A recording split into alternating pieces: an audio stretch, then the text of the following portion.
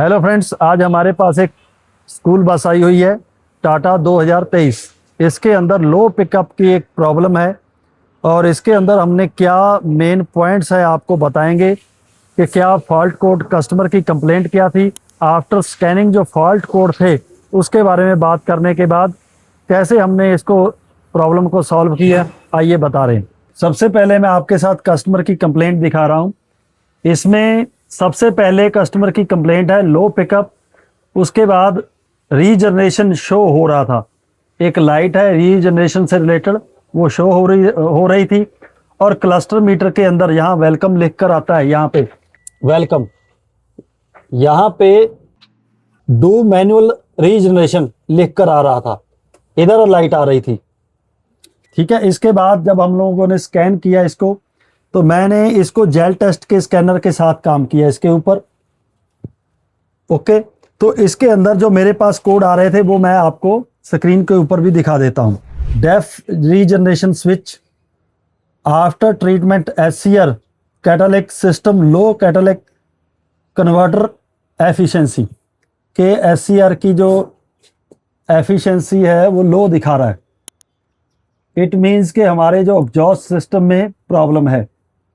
तो कस्टमर की ये कंप्लेंट जब मैकेनिक के पास पहुंचती है तो उन्होंने अपनी तरफ से काम करके देखा, रीजनरेशन करके देखी, स्कैनर के साथ नहीं हुई। तो आगे जैसे कि मेरे साथी इसके ऊपर कैसे काम किया तो वो बताएंगे। हाँ जी सर।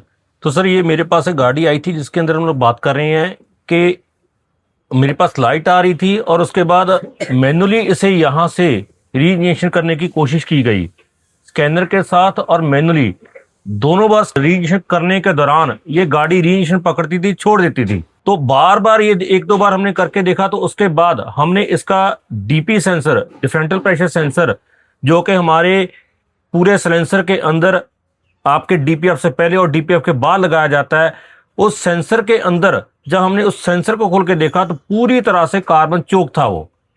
अब उस सेंसर को हमने बाहर निकाल के पूरी तरह से क्लीन किया।